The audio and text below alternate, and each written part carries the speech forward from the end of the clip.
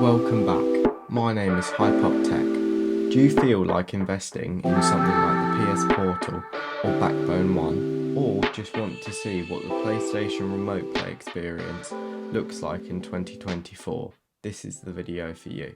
Let's get straight into the video. If you don't know what Remote Play is, it's basically Sony's software that allows you to connect your PS5 remotely over Wi-Fi and play games. I'm going to be testing it out with the iPad paired with a DualSense controller, my iPhone 15 Pro Max with the Backbone 1 controller, and of course, the PS Portal, Sony's dedicated remote play device. So first, I'm going to test out the remote play experience within the same home as my PlayStation 5 on the same Wi-Fi. First, let's test the iPad. Using the PS Remote Play app, the iPad connects to the PS5 in about a minute. The experience of using the DualSense controller with the iPad is okay. You don't get the haptic feedback or adaptive triggers that make the DualSense so special, but the large screen size of the iPad is actually really enjoyable, let alone over a phone or smaller device.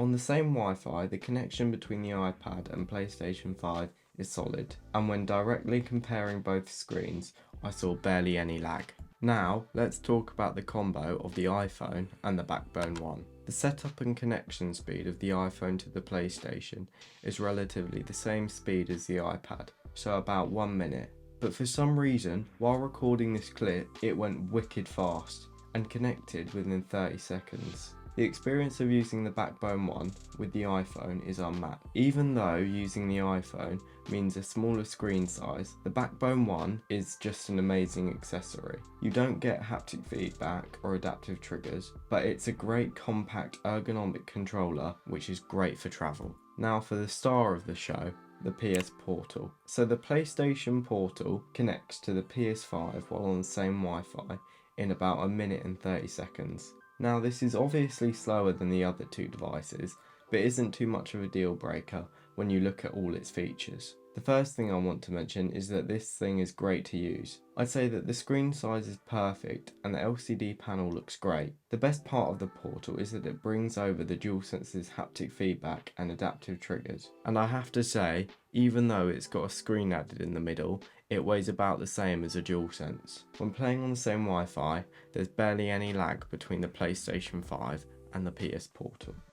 So let's head off to another house around 30 minutes away and test out what the remote play experience is like there.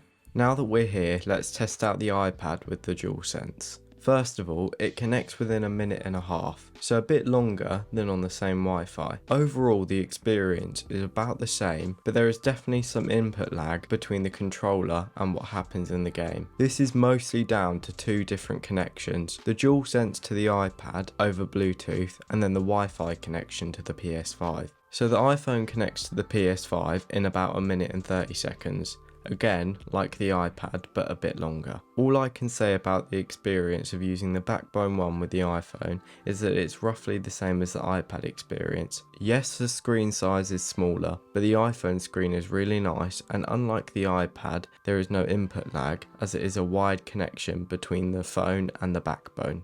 Finally, when 30 minutes away, the PS Portal takes around 1.5 minutes to connect. This is again a bit slower, but doesn't actually limit any of the features. You still get the adaptive triggers and haptic feedback, with no differences whether you're on the same Wi-Fi or not. The only thing that I have noticed is that some games can look overexposed. This can easily be fixed though with an adjustment to the brightness. So now I'm in Mexico, and if you didn't know, that's a really long way from England. So let's get straight into it.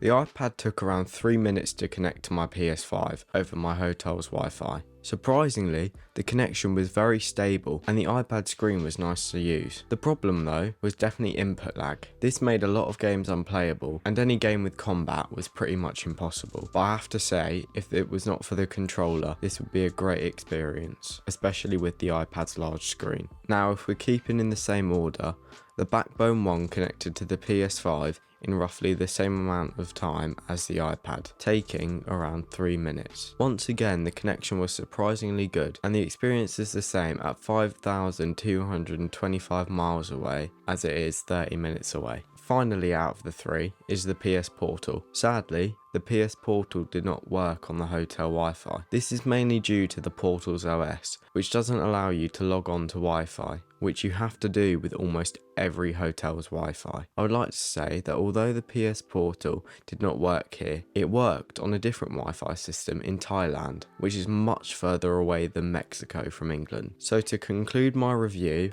I'm going to say that remote play can be amazing on all three devices I covered in this video, but the best device in my opinion is the Backbone one. This is mainly down to the fact that it can be used with all games and is a really high quality portable controller. The PS Portal's features are amazing, but the fact that you can't log into hotel Wi-Fi is really disappointing, especially for a £200 device. With that all wrapped up, I'd like to say thank you for watching, and if you want more content like this, make sure to like and subscribe. It really helps, and I hope you have a nice day.